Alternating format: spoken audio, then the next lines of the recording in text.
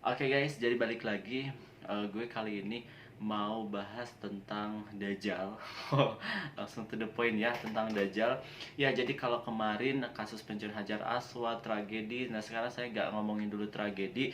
Gue mau ngomongin dulu Dajjal ya. Oke, mungkin bagi kalian Dajjal udah familiar sekali, tapi kayaknya masih seru untuk dibahas ya. Oke, check it out. Oke, Dajjal dan ciri-ciri perjalanan hidupnya di muka bumi. Oke, Dajjal Al-Masih adalah salah satu tokoh yang nantinya akan membuat fitnah di muka bumi pada akhir zaman, ya. Dan fitnah ini fitnah terbesar di akhir zaman. Ia akan berkelana di muka bumi selama 40 hari. Nah, namun ya, di mana satu hari pertama itu seperti setahun, ya. Terus hari kedua seperti sebulan, hari ketiga seperti seminggu. Nah, hari-hari berikutnya sama seperti hari biasa. Nah, menurut beberapa ulama bahwa Dajjal memang akan berkelana di muka bumi selama 1,25 bulan. Oke guys, nah sosok Dajjal secara fisik sudah banyak dikabari oleh Rasulullah SAW. Hal ini guna untuk memperingati bagi kaum yang akan bertemu dengan Dajjal nih, yang bertemu dengan Dajjal, diantaranya ciri-ciri fisiknya seperti ini. Pertama, kulitnya warna kulitnya itu warna azar. Warna azar itu warnanya putih tapi kemerah-merahan seperti bangsa Eropa.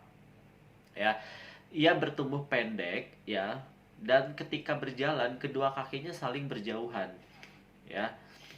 Nah, saling berjalan jadi kayak kayak membentuk kaki O gitu. Nah, dan bagian kaki atasnya itu bengkok. Nah, ia memiliki badan yang berisi. Nah, dadanya lebar dan besar. Jadi dibandingkan dengan tubuhnya yang pendek, ia memiliki rambut keriting, keriting kaku, ya. Rambutnya tebal dan bagian belakang rambutnya itu saling mendidih seperti batang pohon.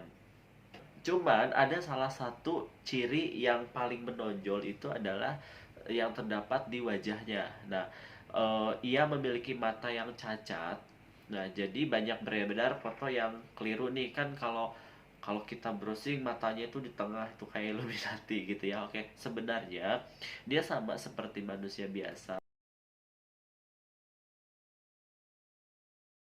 Namun mata kirinya yang nggak ada gitu, nggak ada sama sekali mata kirinya. Nah, mata kirinya itu nggak menonjol dan tidak pula cekung. Bahkan mata kirinya ini tidak memiliki alis sebagaimana seperti mata bagian kanannya. Cuman tetap mata bagian kanannya pun juga cacat, matanya melotot keluar ya, melotot keluar. Bahkan yang Rasulullah umpamakan itu seperti buah anggur, seperti biji anggur. Nah, di kelopak matanya itu pun juga terdapat jafrah, yakni kulit daging yang tumbuh dan menutupi matanya. Dan bola matanya berwarna kehijauan dan di keningnya terdapat huruf Arab ya, atau tulisan Arab, yaitu kafaro ya, yang mampu dilihat orang mukmin yang bisa berbahasa Arab maupun tidak. Ingat loh guys, mukmin ya, bukan muslim.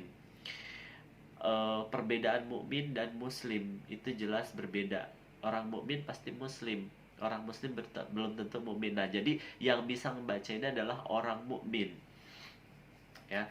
Selama perjalanannya, Dajjal akan membawa, walau alam ya, bagaimana nanti prosesnya gimana nanti ya, yaitu membawa surga dan neraka. Nah, orang-orang yang akan mengingkarinya itu akan dibunuh dan dimasukkan ke nerakanya. Padahal di dalam neraka tersebut justru adalah surga Allah. Ya, jadi dibalik nih offeringnya, tawarannya sama si Dajjal gitu. Nih gue punya surga loh gitu loh. Padahal surga yang dia tawarkan itu adalah neraka sebenarnya guys. Dan begitu sebaliknya, apa yang dia tawarkan surga itu apa, atau yang ditawarkan neraka itu adalah yang ditawarkan surga itu adalah neraka Allah gitu. Pokoknya intinya dibalik lah gitu. Nah, terus kapan nih si Dajjal ini tuh muncul di muka bumi? Apakah seminggu lagi, sebulan lagi, setahun lagi? Ya, I don't know, just ya. Tapi Rasulullah dan hadis-hadis sudah memberikan tanda-tanda kapan waktunya Dajjal tiba atau Dajjal keluar. Nah, Dajjal tidak serta-merta muncul dengan tiba-tiba.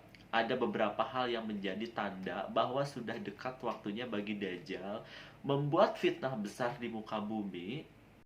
Beberapa tandanya tersebar di berbagai hadis Rasulullah, ya. Salah satunya nih, yang pertama, keringnya danau Tiberias, keringnya mata air Zugar, matinya pohon kurma di perkebunan Baisan, dan ini adalah tanda-tanda berdasarkan hadis Tamim Adori. Nah, kondisi ketiganya di masa sekarang bisa teman-teman cek via Google ya. Jadi kalian bisa cek nih lewat Google apakah Danau Tiberias sudah mengering atau tidak ya, atau memang udah mulai surut ya. Jangan lewat Google Foto ya, atau di ya, karena nggak update, jadi langsung aja ke Google Maps, silahkan cek sendiri. Nah, atau kurang lebih seperti ini gue cekin ya.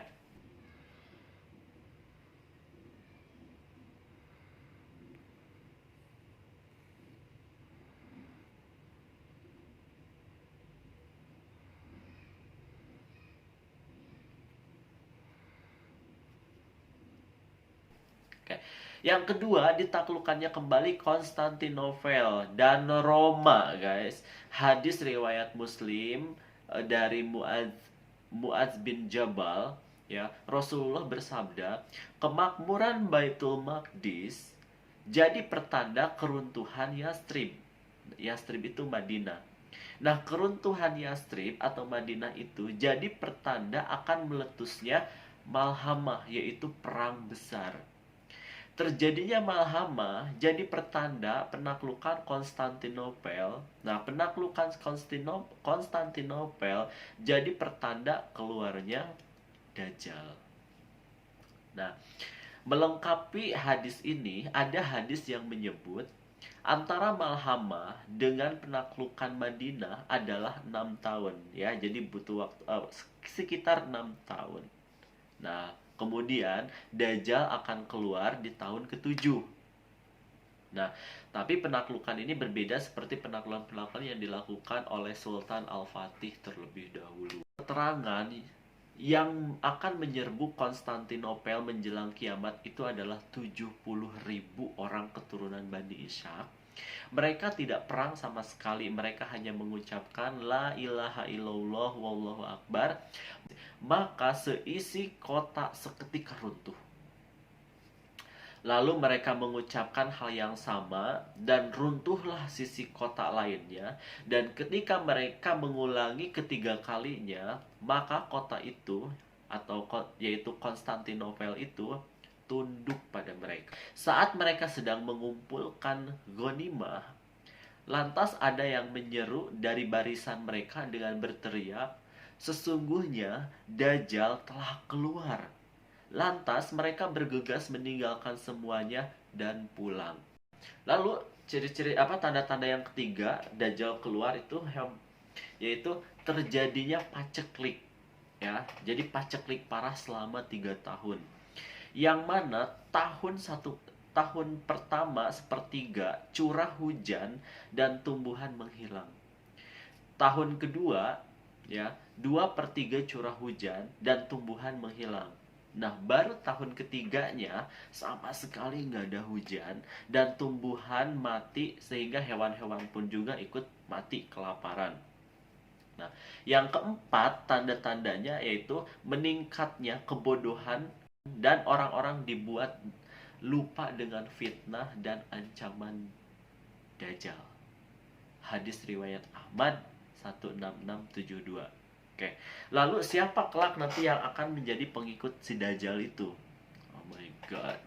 Ternyata Dajjal akan keluar dari daerah timur bernama Kurosan. Ia akan keluar diiringi oleh kaum-kaum yang berwajah seperti perisai yang ditempa.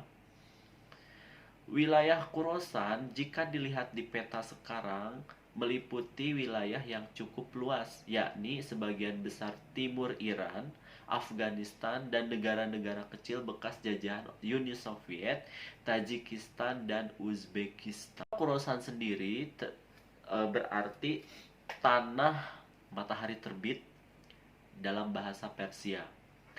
Keterangan wajah mereka bagaikan tameng yang ditempa atau dipalu, yaitu tameng yang bagian luarnya dilapisi kulit. Wajah dengan ciri-ciri ini identik dengan bangsa-bangsa Turkistan, Tartar, dan Uzbekistan. Nah, lalu siapa yang akan mengiringi Dajjal saat itu? Jawabannya ada di hadis riwayat Muslim nomor 2944 dari Anas bin Malik, bahwasanya Rasulullah SAW bersabda, Dajjal akan keluar dari kalangan Yahudi Asbahan. Ia diiringi 70.000 Yahudi yang di atas kepala mereka itu terpasang mahkota dan toyalisa, yaitu kain kebal yang bergaris-garis. Antara Asbahan dan Khorasan tidaklah berjauhan. Beberapa ulama menyimpulkan bahwa kemungkinan keluarannya Dajjal adalah dari Khorasan, tapi para pengikutnya nih berasal dari kaum Asbahan. Nah, setelah berkumpul bersama, pengikutnya, lokasi yang dituju Dajjal adalah perbatasan Syam dan Irak. Sebagaimana hadis riwayat Muslim, Rasulullah bersabda, dia keluar dari sebuah celah antara Syam dan Irak. Apakah di sana itu memang kasus konflik, banyak peperangan, banyak yang kelaparan, jadi dengan mudahnya Dajjal untuk mengiming-imingi? Maaf ya, ini cuma opini doang. Nah, lalu bergerak melurus ke kanan dan ke kiri. Wahai hamba Allah, hendaknya kalian bertahan di atas iman. Lalu apakah jumlahnya hanya 70.000 saja? Jawabannya no. Ya, 70.000 itu adalah perintis pengikut pertama yang memang golongan manusia yang sudah sangat menantikan kehadiran Dajjal itu di muka bumi, karena bagi mereka si Dajjal ini adalah sebagai juru selamat kedamaian atau malaikat kedamaian yang muncul di akhir zaman. Nah, bangsa Yahudi percaya akan juru selamat yang berwujud nyata secara fisik dan memiliki mukjizat serta memenuhi keinginan gaya hidup mereka, dan Dajjal sangat memenuhi ciri-ciri tersebut. Gitu. Jadi udah dinanti-nanti ya guys, karena bagi mereka si Dajjal ini adalah sosok juru selamat ya yang datang ke muka bumi. Nah, setelah ajarannya menyebar, akan banyak golongan manusia yang juga bergabung dengan Dajjal kelak ya. Semoga kita bukan dari bagian mereka ya, yaitu orang-orang yang telah berhasil jadi orang-orang yang berhasil terkena fitnahnya Dajjal ya pada akhir zaman. Oke guys, itu kurang lebih Dajjal. Gimana menurut kalian? Udah mulai berpikir gak sih hidup bener gitu? Oke, tapi walau alam ya, mudah-mudahan iman kita terus ditempa. Mungkin itu aja. Jadi kalau kalian suka silahkan share, like and comment. Jangan lupa subscribe. Bye.